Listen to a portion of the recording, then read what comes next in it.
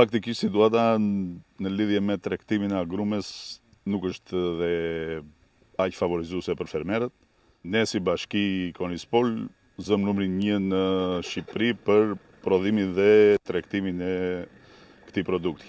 Dhe fermerët kanë arritur në atë pikë që bëjnë analiza për produktet ushqimore dhe kanë, ta them me siguri, 30 vjet pa bërë një analizë për shëndetin e tyre.